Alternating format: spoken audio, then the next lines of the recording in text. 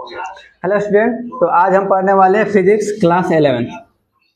इसका आज केवल परिचित होंगे कि फिजिक्स में एक्चुअली पढ़ते क्या है। ठीक, तो फिजिक्स एक साइंस का ही ब्रांच है।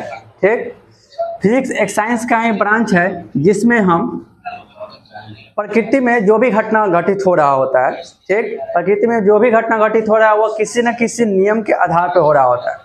ठीक, तो अगर हमको उस नियम को पढ़ना है कि उसके पीछे कौन सा नियम का काम कर रहा है उस परिघटना के पीछे, तो उसके लिए हमको फिजिक्स के पास आना होगा। फिजिक्स ही उसका आंसर दे सकता है कि उसके पीछे कौन सा नियम काम कर रहा है। ठीक, जैसे हमको ये जानना है कि एक्चुअली ये सन है। ठीक, ये सन है लेकिन इधर अर्थ है, अर्थ, और ये अर्थ जो होता है इस सन को रिवॉल्व कर रहा होता है, रिवॉल्व कर रहा है बिना किसी सपोर्ट के। तो ये रिवॉल्व कर रहा है, तो ये क्यों रिवॉल्व कर रहा है, ये गिर क्यों नहीं जाता है स्पेस में, तो इसके कारण को जानने के लिए हम फिजिक्स पढ़ते हैं। ठीक, तो अगर इसको जानना है तो हम इसको अगर एक्सप्लेन करना है तो एक्चुअली सूर्य जो है पृथ्वी को अट्रैक्ट कर रहा है। हम जानते हैं यूनिवर्स में कोई भी पिंड है दो ठो, तो वो अपने आप को एक दूसरे को आकर्षित करता है। वैसे ही सन भी इस अर्थ को अट्रैक्ट कर रहा है और अर्थ भी सन को अट्रैक्ट कर रहा है, लेकिन इस सन का द्रव्यमान इस अर्थ से ज़्यादा है, इसलिए ये क्या करता है, इस पृथ्वी पे बल लगा रहा है और ये रिवॉल्व करता है, इस के चारों तरफ रिवॉल्व कर रहा होता है। तो चूंकि हम यहाँ पे ये इस्तेमाल किए कि इस पे बल लग रहा है, ठीक, बल वर्ड इस्तेमाल किए, वैसे ही ये घूर्णन कर रहा है तो इसमें वेग होगा, वेग, इसमें बल है, वेग है। ये हम शब्द यूज कर रहे हैं इसको एक्सप्लेन करने के लिए। तो जो हम शब्द एक्सप्लेन करने के लिए, कोई भी प्राकृतिक घटना है उसको एक्सप्लेन करने के लिए जो शब्द यूज करते हैं उसी को भौतिक राशि कहते हैं। भौतिक राशि मतलब फिजिक्स में जो प्राकृतिक घटना का हम अध्ययन करते हैं उसमें कुछ शब्द यूज करते हैं उस घटना को समझाने के लिए, और उसी राशि को हम भौतिक राशि कहते हैं। ठीक, तो पहले फिजिक्स का अगर डेफिनेशन पूछ दिया जाए कि क्या होगा तो क्या कहेंगे, physics is the study of nature, यानी भौतिकी जो है वह प्राकृतिक घटनाओं का अध्ययन है। ठीक, प्राकृतिक घटनाओं के पीछे जो भी नियम काम कर रहा होता है उस प्राकृतिक घटनाओं के नियम का अध्ययन करते हैं फिजिक्स में। अब यहाँ पे देखिए जो शब्द इस्तेमाल कर रहे हैं वो सब क्या कहलाता है, भौतिक राशि।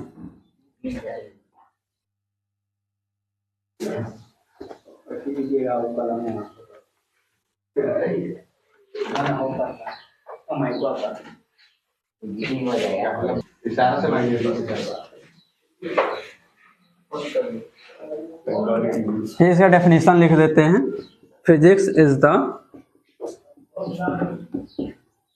Study of laws of nature. भौतिकी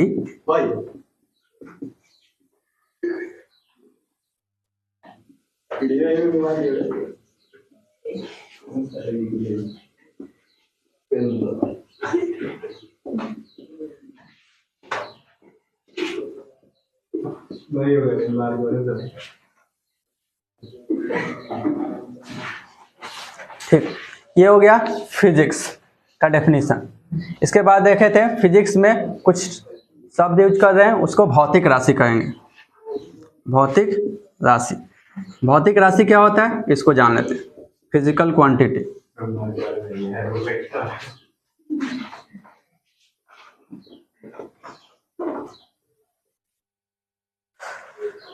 जो भी राशि हम प्रकृति के नियमों को एक्सप्लेन करने के लिए यूज करते हैं उसको भौतिक राशि कहते हैं। इसको हम भौतिक राशि को दो भाग में बांट सकते हैं, जितने भी भौतिक राशि है उसको दो भाग में बांट सकते हैं। एक होता है मूलभूत भौतिक राशि,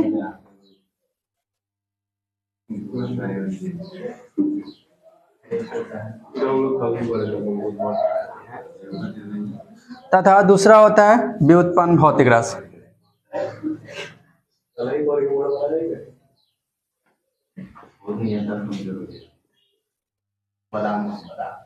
तो उस भौतिक राशि को दो पार्ट में डिवाइड किए, मूलभूत भौतिक राशि और व्युत्पन्न भौतिक राशि। ठीक, आगे जानते हैं मूलभूत भौतिक राशि क्या है और व्युत्पन्न भौतिक राशि क्या है।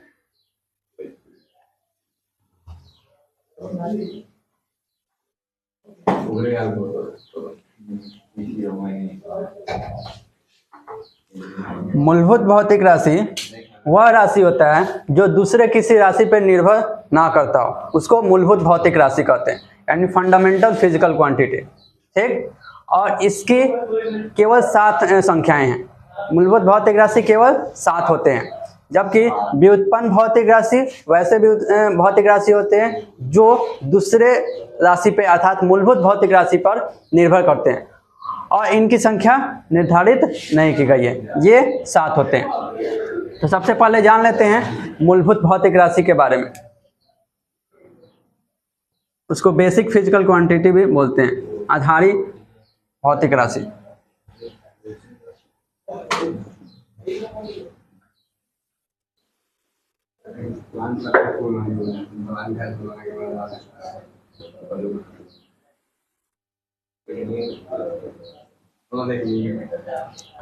तो आधारी भौतिक राशि इसी को मूलभूत भौतिक राशि कहते हैं। इसकी संख्याएं 7 होती है, उसको लिख लेते हैं कौन कौन होता है।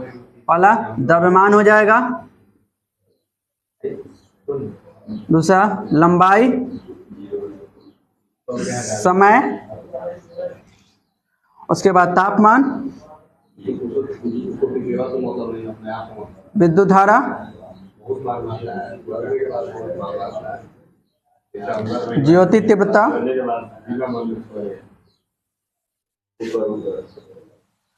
और एक होता है पदार्थ की मात्रा।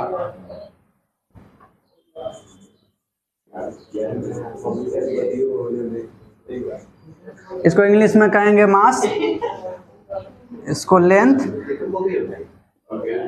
इसको टाइम और तापमान को इंग्लिश में टेम्परेचर कहते हैं। विद्युत धारा को इलेक्ट्रिक करंट,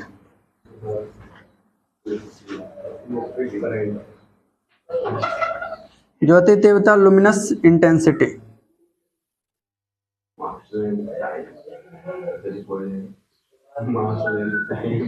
और पदार्थ की मात्रा ये 7 नंबर हो गया। ये क्योंकि पहले ये 6 ही था, बाद में इसको ऐड किया गया, जोड़ा गया। पदार्थ की मात्रा, अमाउंट ऑफ क्वांटिटी।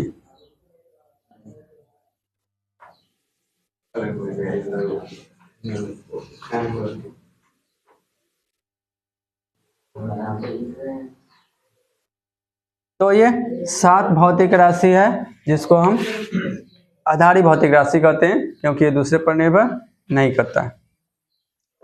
इसको अगर संकेत में देखें तो इसको m से सूचित करते हैं, इसको L से, इसको T, इसको टेम्परेचर है तो थीटा, और कभी कभी K से भी सूचित कर देते हैं। थीटा के विद्युत धारा को I से, लुमिनस इंटेंसिटी CD से। आगे देखेंगे CD का मतलब कैंडेला होता है, आगे जब मात्रक पढ़ेंगे तो वहां पे इसको एक्सप्लेन करेंगे। पदार्थों की मात्रा मोल। ठीक, मोल का शॉर्ट फॉर्म में MOL का, ये शॉर्ट फॉर्म MOL, इसका इस्तेमाल करते हैं।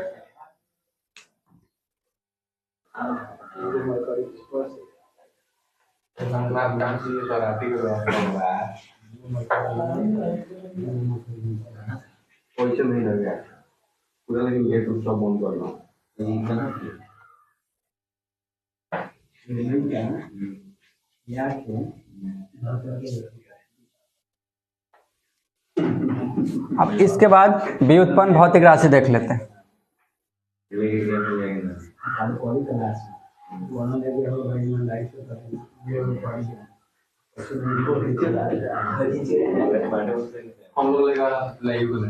डेराइव्ड फिजिकल क्वांटिटी भी बोलते हैं।